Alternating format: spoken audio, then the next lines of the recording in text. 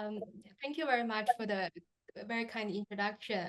Good morning, everyone. And of course, it's my great honor to be here. And I'm very deeply grateful to Professor Lin, Professor Wu Hong, and Dr. Larson, and also to Liang, to Greg, and to all of you for giving me this opportunity to share my work, and also for making this hybrid format possible. Actually, I see familiar faces in the audience. I was chat a little bit with Meng Ge, and also, yeah, thank you, Jeffrey, for waving. Yeah, Jeffrey and I were actually met just a month earlier in Hong Kong in a DH conference, and I think my talk today, the topic, the digital historical forensics, is because I love the idea that Professor Whiteman talked about this plausible fiction. It's actually related to the work that I presented in the Hong Kong conference to Jeffrey. Jeffrey was my discussant at the time. I was presenting another work to do some plausible speculation to a historical lost exhibition. So I wanted to present another case for using my digital historical forensics method. And again, I thanks everyone for arranging this.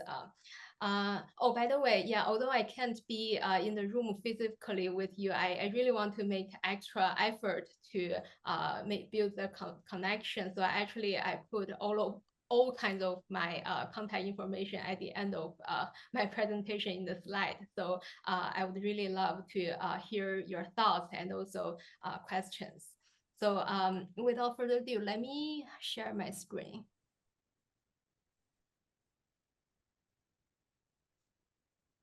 Okay. So as a scholar crossing the world of visual studies and digital humanities, I've often found myself grappling with some fundamental questions.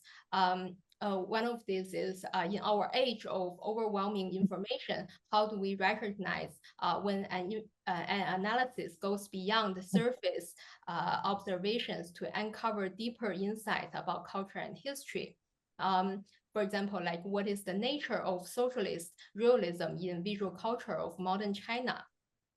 Like from the perspective of photography, we often treat photographs and images as if they were windows onto reality. But can a photograph ever be a neutral reflection of the truth? And exactly how are photographs, even the most documentary ones, shaped by choices and contexts that transform its meaning? And what are the limits of our current traditional methods of visual analysis? Are close reading and contextual reading really enough when we are faced with vast archives of images, subtle alterations, and hidden patterns of reuse? So these questions are not merely abstract questions. They actually stem from the challenges I encountered in my own research, in my writing of my dissertation. So what we see on the surface of an image is often only part of the story. And beneath every photograph actually lies a network of hidden connections, the intentions of image makers, the pathways through which images circulate, and the evolving interpretations that different audiences bring to them. So these underlying networks often escape our notice when we look at them individually. However, they are essential for understanding how images acquire their power and influence. And traditional art historical methods focus usually on what is visible, like how an image content, a style, and documented context. But what about what is not immediately visible, especially in vast archives? For example, as we all know, the 20th century saw the dissemination of countless photographs in printed media, presenting a very formidable challenge to humanities scholars tracing image circulation. So computational methods open up new possibilities for us. They allow us to map those unseen networks, to trace the connections between images, to detect patterns in editorial choices across many sources, and to reveal how meaning is constructed and contested over time and across publications. So this leads me to an essential question at heart of my work. How could computational analysis illuminate the hidden networks of meaning and influence that underpin visual culture? Rather than viewing visual culture as a static archive of isolated images, computational approaches invite us to reimagine it as a dynamic web of relationships, a web where meanings are constantly constructed, contested, and circulated. So today, I will share a significant methodological framework from my dissertation that attempts to address these very questions. In the realm of historical inquiry, the role of the historian often parallels that of a detective, piecing together fragments of evidence from the past to construct narratives that shed light on historical events and cultural phenomena. And in this spirit, my research introduces a new methodology that I call digital historical forensics. This approach emerges at the confluence of technological innovation and traditional humanities scholarship. In essence, it integrates the analytical power of AI, specifically machine learning and computer vision, with the nuanced critical practices of the humanities, such as close reading and contextual analysis, which are fundamental methods of media studies and art history. So the significance of this method lies in how it bridges empirical precision with interpretive inquiry. Digital historical forensics not only anchors our historical analysis in concrete visual evidence, but also contextualizes photographs within the broader social political landscape and drawing connections, for example, between an editor's handiwork and the ideological narrative that it was meant to serve. So as a case study for my approach, I will introduce the Jinchaji pictorial.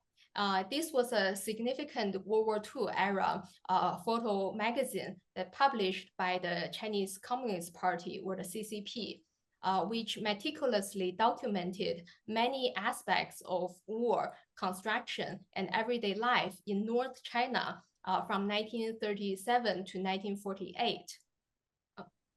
The Jinchaji pictorial had surprisingly large print runs. Some issues circulated up to 440,000 copies. And it was distributed strategically among soldiers and local communities, so making it a true mass media of its time. So leveraging the platforms of the photojournalism division in the Jinchaji military region and the Jinchaji pictorial press, the CCP army actually trained a remarkable number of photographers, and even they helped seed the new photojournalism units across other military regions in China. So these efforts, in turn, lay the groundwork for what later became the current-day Xinhua News Agency, the official state news service of the People's Republic of China today. So despite the pictorial's historical significance, there is little record, actually, of how its editors worked, how they selected, altered, or arranged photographs to serve their purposes. So we often see the final published pages, but the process that went into crafting those pages is largely hidden from us. So, so imagine if we could actually step back in time and peek directly into the minds of these editors as they crafted an influential narrative of the revolution. So what if we could trace not only the final image and caption that the readers saw, but also the transformative journey of each photograph, how it might have been cropped, retouched, captioned, or repurposed along the way to convey a certain message. So today, using computer vision as our tool, we're going to do exactly that. And although the technical details are not the focus of my presentation today, I will give a brief introduction of the computer vision pipeline that's developed by myself and my team. So for our source data set, we have more than 2,000 original historical photographs from the Harvard Yanjing Library, Shafei archive. Shafei was a prominent photographer of that era from the Chinese Communist side, and many of his wartime photographs are actually preserved in this archive.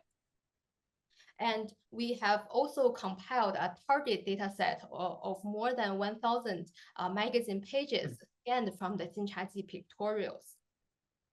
And one challenge was that you see in each magazine page, it might contain multiple photographs and with wide margins, as you can see here, or empty spaces between these photographs. So to handle this, we use an image cropping model, the YOLO V7. Now the YOLO has its 11th version. So we use an image cropping model, the popular YOLO model, to crop the smaller images out from the magazine pages. And because our real goal is to compare the original photographs in the source data set with the cropped printed images from the target data set. So we trained an ensemble of 3 machine learning models on the cropped printed images and the original photographs.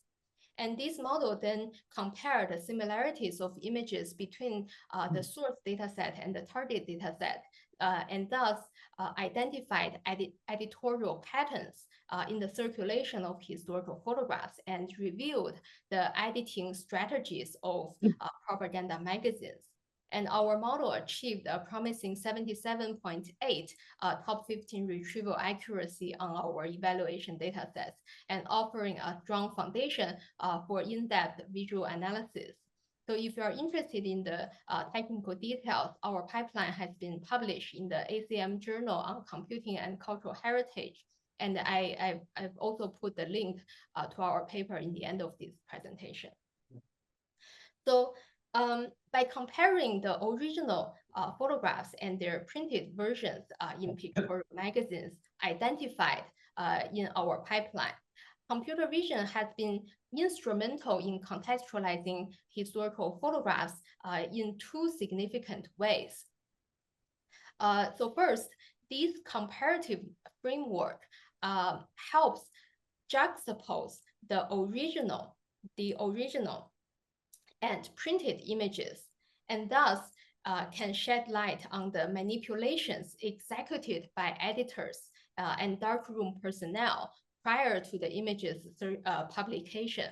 So as you can see here, the upper part of the original photograph was slightly cropped out in the printed version. So identifying one such crop might look trivial. However, collecting all traces like this can show us what an editor or a censor consistently chose to exclude from the frame. And second, computer vision affords us the opportunity to map the publication trajectory and circulation history of these photographs. So as you can see in this example, the original image, when it gets published, was accompanied by various different textual captions. And you can see the original images. The original images was again slightly cropped out when it gets published here. So seeing this trajectory provides us some clues to how the narrative purpose of that image evolve over time. So what are the interesting outcomes that this computer vision pipeline help us do?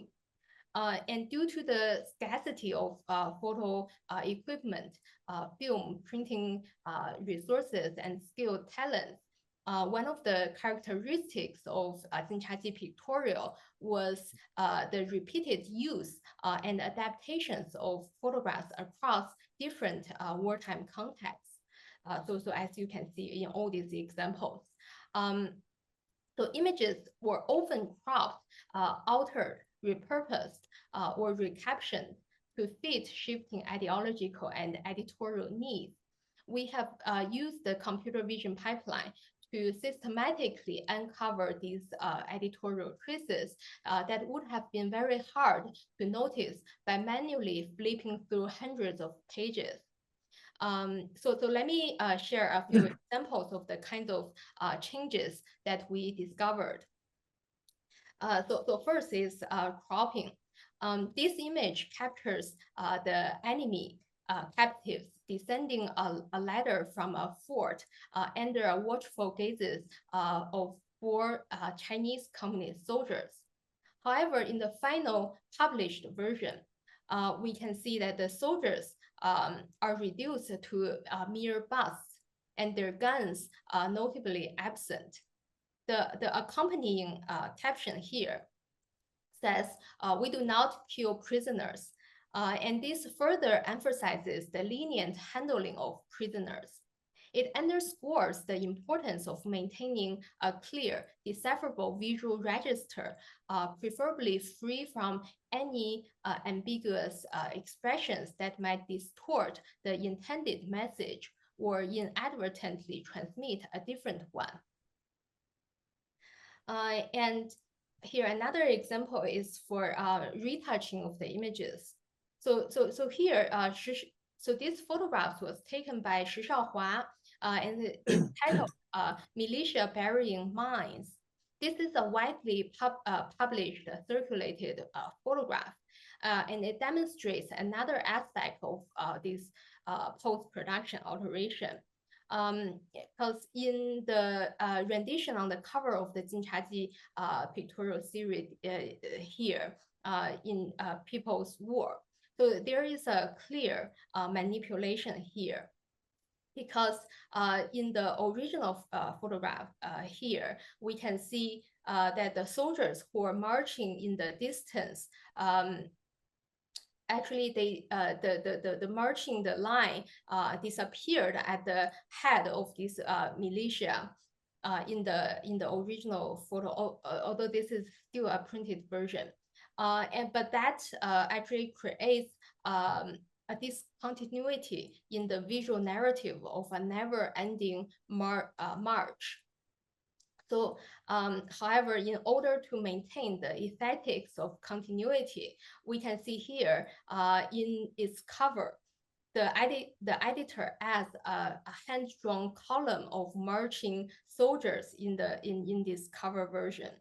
So this manipulation clearly demonstrates how photographs could be subtly adjusted to better align with aesthetic expectations and ideological norms. And a third example here involves a scene of these Muslim worshippers in a mosque in the Hebei, in the Jizhong region. So these photographs was first printed in 1944. This one was printed in 1944 with a caption aligning it with a political pledge, pledging loyalty to the CCP. it implies perhaps a unity between Muslim communities and the communist cause.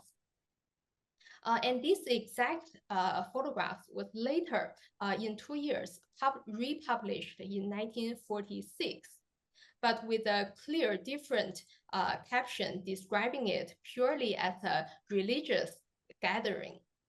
So in 1944, the image was pressed into service of a propaganda narrative.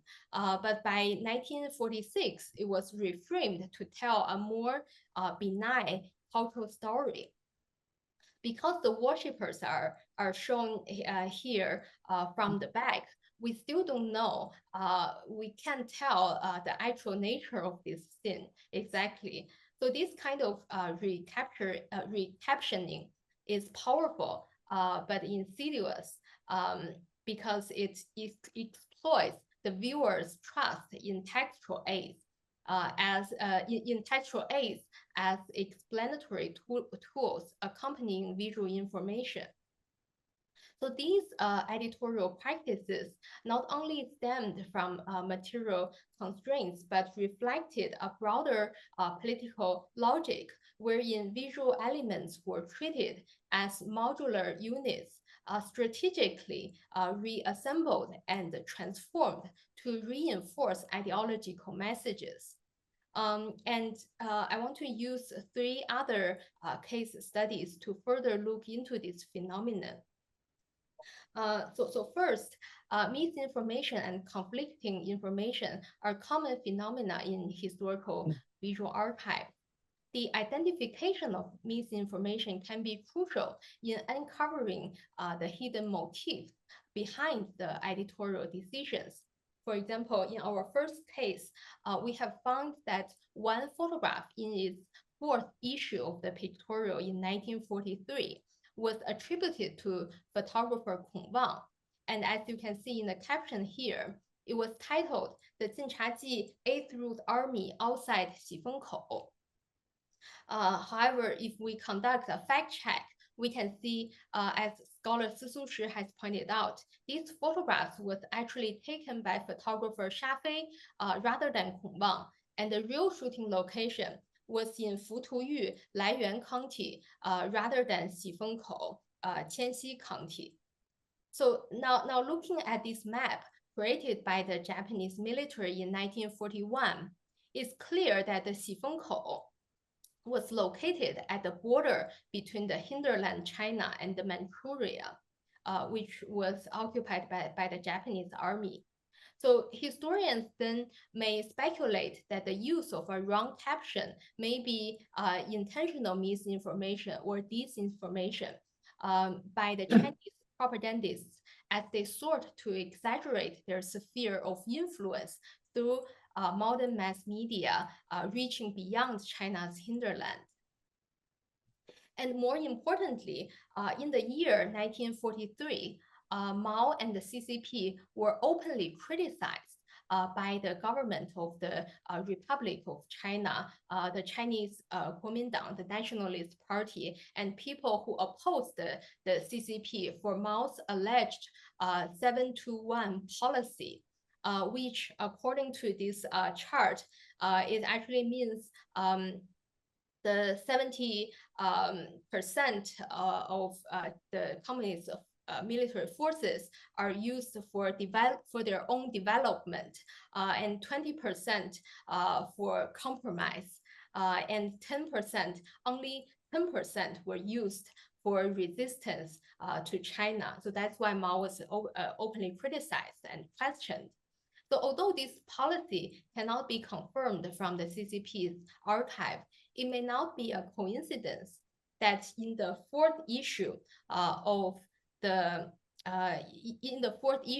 Jinchaji pictorial in 1943, they arranged 4 special sections documenting the CCP's confrontations and victories over Japanese forces. And this suggests a strategic emphasis on publicizing military successes to bolster support and legitimacy during a tumultuous time. Our model has also identified that one original photograph taken by Shafei in our source dataset was cropped into two separate photographs and published in Jinchazi Pictorial Series in 1946. And these two photographs was titled, "How Did We Overcome the Enemy's Mopping Up Campaigns?" Here, the Japanese forces carried out mopping up campaigns against the Chinese base area behind enemy lines from 1940 to 1943, resulting in the mass killing of Chinese troops and civilians. During this period, the Chinese Communist Army faced hardships, including threats to their lives and material shortages due to Japanese combing tactics in North China's military zones. And in addition, obtaining film and other supplies was difficult during this time. So it's possible that due to these challenges, only a few photographs were taken by photojournalists of the time. And editors had to split one film into two separate photographs to provide richer visual evidence of Japanese military invasion. And in our third case study, our source data contain another photograph of local peasant Liu Hanxing's enlistment in the army. And our model found 4 matches, indicating that the photograph was published at least 4 times. So the first time, the photograph was first appeared in the pilot issue of the Jinchazi Pictorial in 1942. And the page is titled, "Model Families, Parents Send Their Children, Wives Send Their Husbands." A thematic title like this clearly indicates that the editors focus on family relationships. Just a few months later, in the first official issue of the pictorial, the photograph was published for the second time, and it was clear that the family ties has diminished in importance. The theme of the current page had been changed from model families to people of the border areas join the volunteer conscripts in large numbers. So they want the peasants to see beyond their family and look at some larger causes of patriotism. The photograph was later published for the third time in a later issue in 1945. And this publication gave very little space to the photo.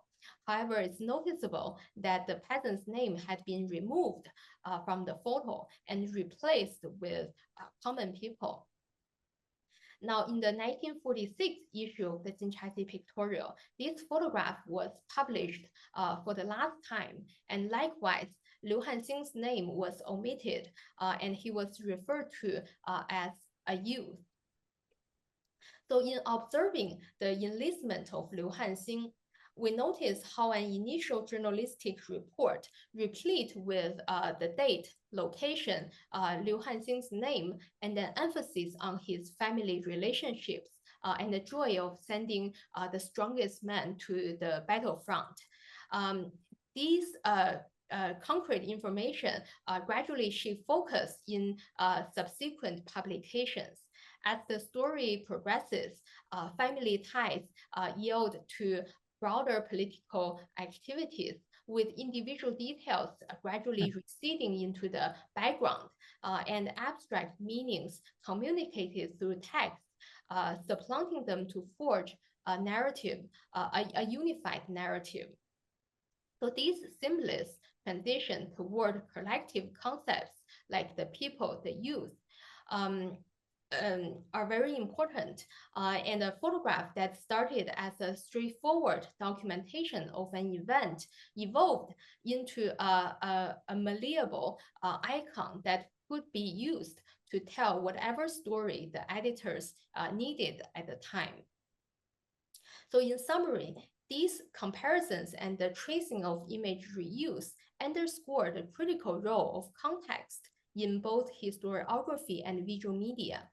The meaning of any individual unit of information, whether it's a fact, a history, or a photograph, is often context dependent.